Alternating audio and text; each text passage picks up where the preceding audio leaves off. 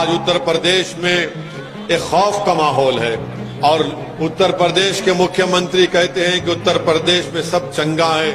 बड़ा ही झूठ को कहते हैं। 2017 से 2022 तक 35,000 फिरके वाराना फसादात उत्तर प्रदेश में हुए, तो उत्तर प्रदेश में कहां चंगा है? आप बताइए, हर साल 5 साल में हर साल को ऐसा साल नहीं जाता जहां पर दलितों पर अत्याचार नहीं होता। 11,000 हर साल, माने 2017 से 21 तक हर साल 11-12 हजार दलितों पर उन पर अत्याचार के वाकयात होते हैं। ये कहां से फिगर आया? ये मोदी सरकार का एनसीआरबी का डेटा कहता है, मगर उत्तर प्रदेश के मुख्यमंत्री कहते हैं कि उत्तर प्रदेश में सब चंगा है। वो कहते हैं कि माफिया खत्म हो चुका है। अरे अगर माफिया खत्म हो चुका है तो बताओ, बीजेपी में जो जितने लोग हैं उन पर जो मुकदमे हैं, उन पर जो क्रिमिनल केस है, उनका आप क्या करेंगे?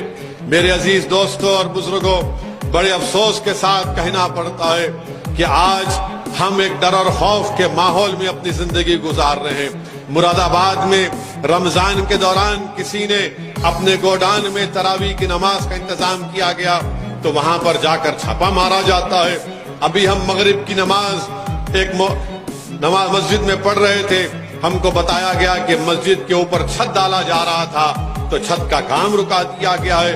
बताओ फिर ये आखिर एक तरफा तमाशा क्यों होता है? और मैं आपसे एक बात कहना चाहता हूं कि आपने पिछले विधानसभा के चुनाव में तारीखी तौर पर झोली भर भर कर आपने समाजवादी को वोट दिया।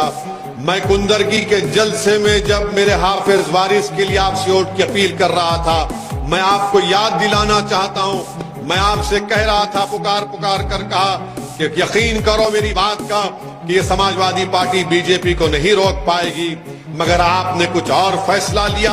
हम आपके फैसले की इज्जत करते हैं, मगर बताओ, इतनी बड़ी तादाद में आपने वोट दिया तब भी बीजेपी कामयाब हो गई। और जब कामयाब हो गई तो समाजवादी का कोई नेता आता नहीं है। समाजवादी के कोई नेता में इतनी हिम्मत नहीं है कि वो गलत को गलत बोल सके, जुल्म को जुल्म बोल सके और मजलूमों का साथ दे सके। आज यही वजह है कि आपने वोट तो दे दिया उनको, किसी को आपने अपना विधायक बना लिया, मगर उनकी जबान नहीं खुलती। विधानसभा में जाते हैं और गूंगे और अंधे बनकर बैठते हैं, इनकी जबान नहीं खुलती। वहां पर उनसे ये नहीं पूछा जाता, सरकार की आंख में आंख डालकर नहीं पूछते कि बताओ स्कूल क्यों नहीं खोले जाते, बताओ यहाँ पर तरक्की का काम क्यों नहीं होता, बताओ आखिर कौन से कानून के तहत आप मनमानी करते हैं और किसी का घर बुलडोजर से तोड़ देते हैं। आप यही चीजें हैं, जब तक आप अपने वोट से अपने नेता को नहीं पैदा करेंगे आप कामयाब नहीं हो सकते हैं। मेरी बात अगर किसी को पसंद नहीं आ रही है तो मुझे माफ कर देना, मगर सच्चाई ये है, मैं आपसे अपील कर रहा हूं कि आप अपनी देखिए आपका क्या मुकाम है।